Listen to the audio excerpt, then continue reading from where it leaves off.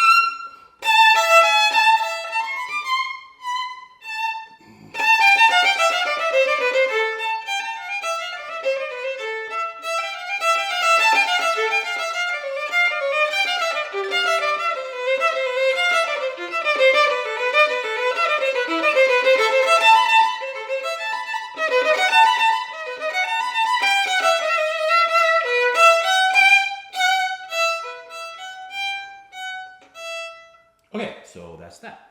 Okay, so let's talk about a few things to do with this. So let's talk about articulation, dynamics, and then some fingering, perhaps. Okay, so you'll notice that we have basically two types of articulation going on. We have the very strict staccato in the beginning, the martellato, right? And then we have the largamente, which is going to be more legato. Right? So to achieve a very good martellato, we're going to want to make sure we stop our bow and we are in the right part of the bow. So I'm in the probably this part, so middle, and I go towards the top a little bit. So I'm using as much bow as I can, but I'm stopping the bow because I want maximum sound, but I also want the clear staccato.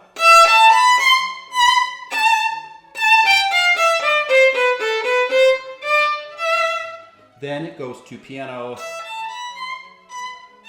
So same articulation, but now we're going to be in the tip of the bow to make it really easy for us to achieve that piano. So you have to look ahead, right? Because you have the forte. Now you know that you got a piano coming up, so you got to look ahead to make sure you're in the right part of the bow. Okay, so then we go on to the largamente, and now we have those long bow strokes that are very connected. And again, I'm using probably, mid to upper part of the bow, and I'm using a lot of bow because it is forte.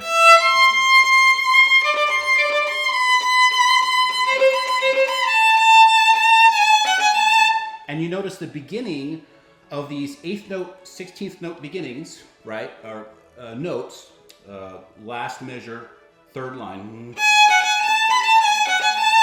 right? So they're saying give some emphasis on those 8th notes. So,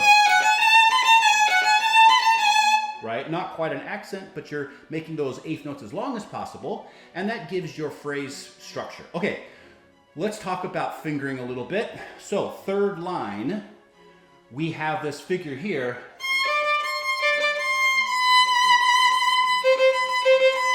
So what Suzuki generally will put in here is they will have you shifting positions on the last 8th note. So if you look in the third measure, third line, they will have you going from a second finger third position to a third finger, a second finger third position, is that what I said?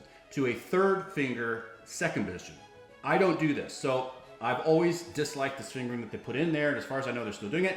So I think that shifting on the last eighth note disrupts the phrase, and it just doesn't make any sense. So what I do is I'll shift on the first note of the eighth note. So that way every eighth note is played exactly the same.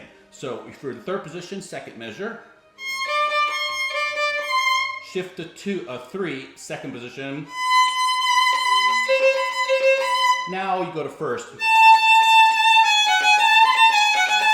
Right? And I've actually written in my part, so the music that you're seeing on your screen right now has my fingerings written in. Obviously, if you got your own Suzuki book, you're going to see the old fingering. Okay, so that's just my suggestion on the fingerings. I think it's not only easier, but I think it makes sense for the phrasing. Okay, now going on to the fourth line, third measure in, we have these sforzandos, right? So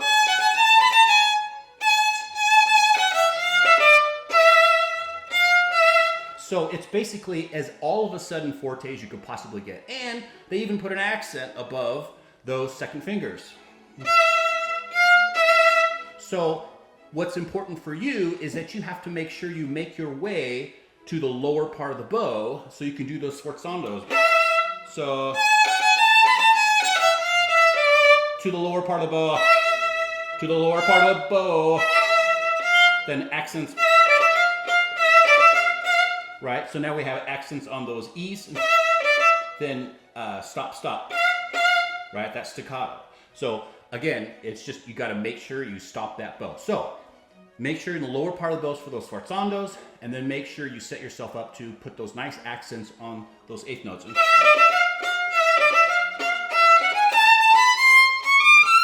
Right, and now you're just going to fourth position. So what I said, now you'll notice when you go to fourth, so the way that you want to practice this is you want to make sure that second finger in fourth position, right? This is a 1, 2, 3, 4, fifth line down, measure 28, second measure in. Make sure that that second finger matches your third finger before it. So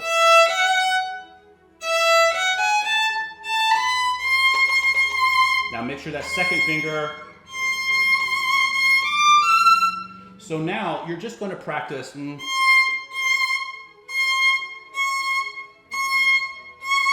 get that shift. It's just a little shift. So whole step to 3, whole step to 4. So right. So just practice that slow and just practice that transition from the third finger to the second finger, and then you'll be fine. Okay, and then one other little trick is make sure when you shift, you're picking up the bow. Not picking up the bow, but you're lifting the weight a little bit. Lift the weight, and that'll send a signal to your left hand to release and shift. So it's going to make that shift a little easier because you're sending a lift the weight. That sends a signal to your left hand to lift a little bit to get that little shift so it's nice and clean. You want that shift to be clean and not noticeable. So use that little trick. You know, you take the weight off your bow, sends a signal to your left hand to reduce the weight a little bit, then you're able to make that shift nice and clean. Then dolce. So now you have to completely change character. Right? So what you're going to do is you're using that E string to lift your weight and prepare the next bow strokes to be nice and light. So you're springing up and reducing the weight. Then back to forte. Okay, so let me play the next part. Okay, so for the next part, we have just a series of 16th notes. So I recommend playing these in the middle of the bow. That way you don't have to work very hard. If you play it at the upper part of the bow, you have to push really hard. If you play it in the lower part of the bow, it's going to be difficult to get the articulation you want. So just play it in the middle of the bow.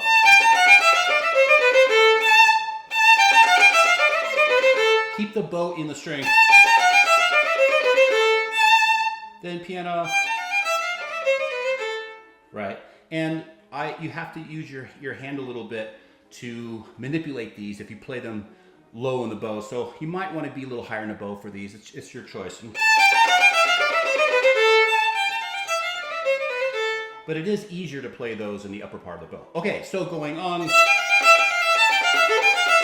Okay, so let's talk about bowing a little bit. I changed the bowing in this as well. So Suzuki, beginning in measure 35, right? They have right? So they have you alternating, you know, whether you do up bow or down bow. I think it's really jerky. It really, again, disrupts the phrase, disrupts the figure. So what I do is down, down 1, up 3, down, up 3, down, up 3. So it's just, that's a lot, in my opinion, that's a lot cleaner. So every time I've ever taught this piece, I always change the bowing in there. And the music that you have in front of you on the screen has my amended bowing in it. Then same thing here. Down, down, up 3.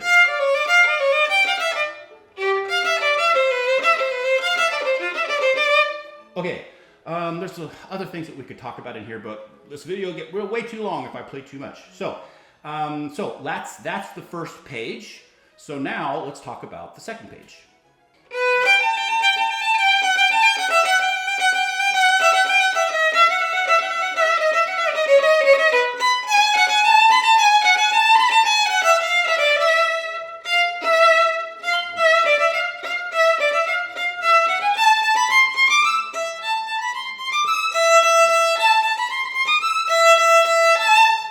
Okay, so this is the first part on the second page.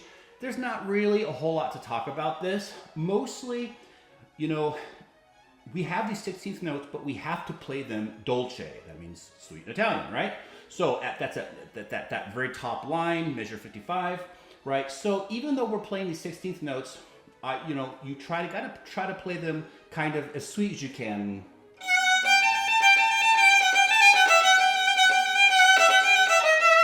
Right? Just try not to,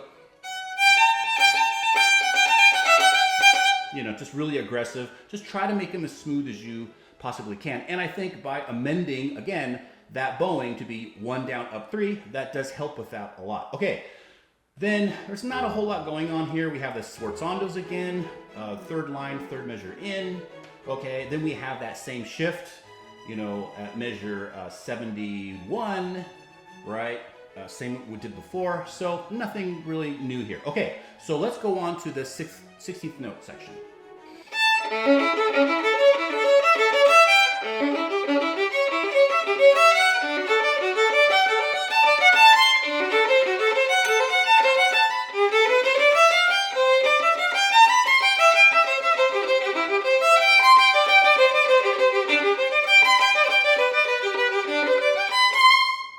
Okay, so that's that. Okay, so let's talk about the 16th section really quick. Okay, so this is probably the most difficult section in the concerto.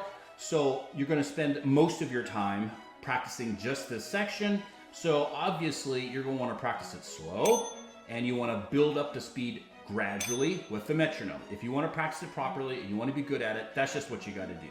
You practice it slow with the metronome and you build up the speed. So one of the things that makes this a little bit more difficult is that Suzuki is introducing the concept of like finger replacement.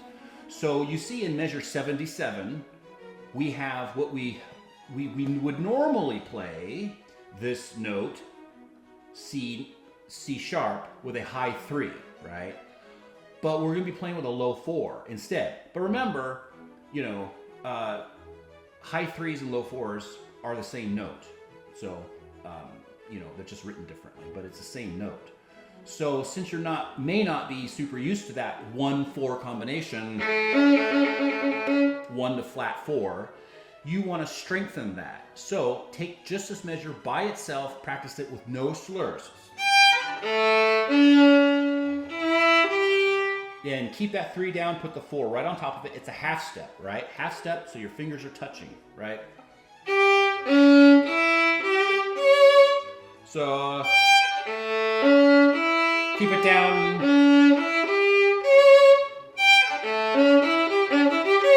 Once you get comfortable with, and that 1-4 feels strong, then put the slur in.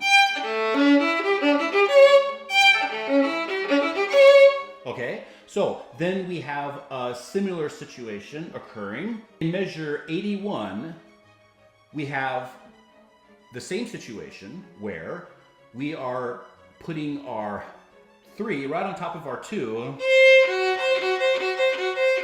Right, so normally that F sharp, right, third to last note, is played with a high 2, but we're going to play it with a 3. But it's easy, because as long as you keep your second finger down, that C natural, and put the 3 right on top, same situation, it's probably going to be in tune. So just keep that second finger down. So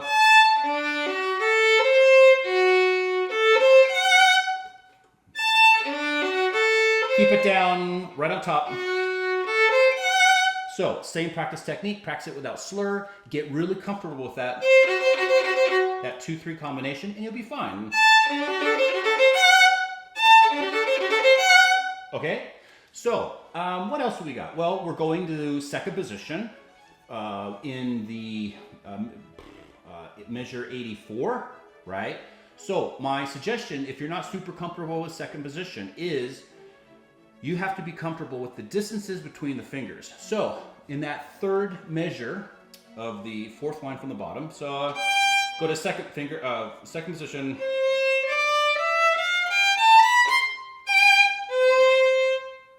Whole step, whole step, whole step, or half step, whole step, half step. So just play just that scale and know in your mind where those whole steps are and half steps are. Whole step, whole step, whole step, half step. So your hand is not used to that particular combination of half steps and whole steps probably. So if you have any difficulty playing this in tune, it's only because you've got to make those distances feel strong to you. So just practice that measure by itself and notice where the half steps and whole steps are. And then after you practice that measure just by itself, then you'll be fine. And then you'll also be more comfortable with second position. Okay, there's other things that I could say about this, but we've got to move on. So let's go on to the next section.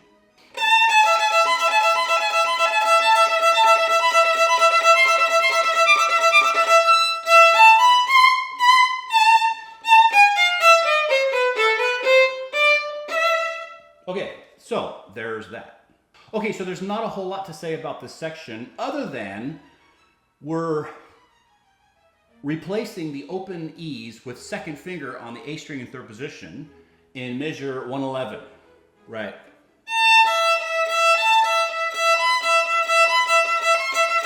Which kind of sounds cool. It sounds way better than, right? Because it's a little bit different color. Okay, the only thing that you got to do is you got to make sure when you're practicing this slowly that your second fingers match your open E. So just check them.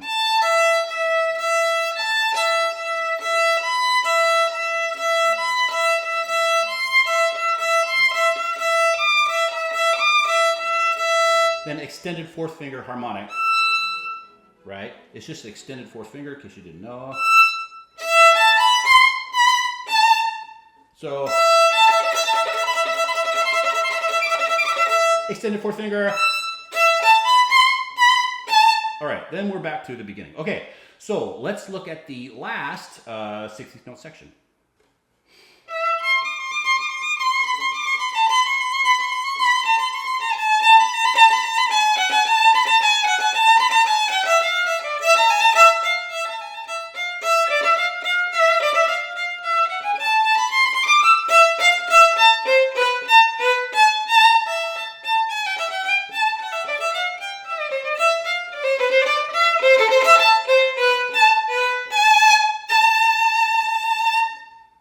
Okay, so that's that.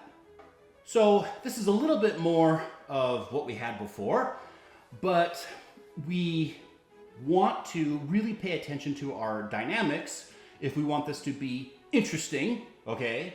So we have these 16th notes on the solo section of measure 122, but it says dolce, leggero, right? So you might want to play that in the upper part of the bow and just really kind of, make them as connected as you can.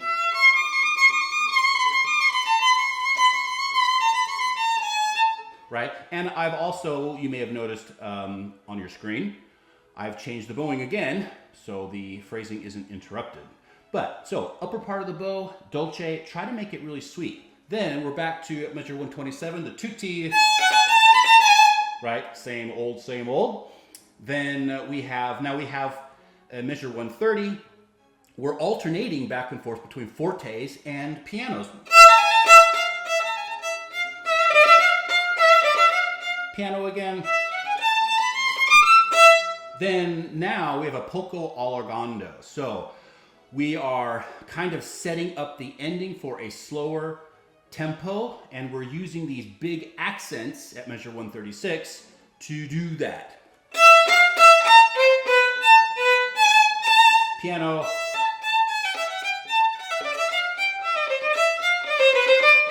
Then legato. Accent to the frog. And that's a fermata, so you can hold it out as long as you want. Okay, so the ending, just make sure you really pay attention to your articulation and your dynamics so it's more interesting and spirited. Okay, so a little bit of a long video, probably longer than all the others, I think, but it's 3 pages long, so what are you going to do? Normally, if I was teaching this in private lessons, it would be probably at least 3 45-minute lessons on that. So I had to like really condense things. Okay, so now let's find out what the video is going to be for next week. Okay, so let's throw the darts. Oh, and don't forget to like and subscribe. I do these videos every week. I do tutorial videos as well as play-along videos. So if it's the videos are cool and helpful, then hey, encourage me a little bit and sign up. So, okay, so let's throw the dart. See how many things we can destroy. Okay, so it looks like Book 1 Allegretto. So we're back to Suzuki Book 1 Allegretto. That's what we're going to do next week. So big variety here on the Kennedy Violinist channel. So I hope to see you guys next week. Happy practicing. Whatever comments or questions that you have, remember I answer pretty much all of them. So don't feel afraid to reach out. Until next time, happy practicing and have a great day.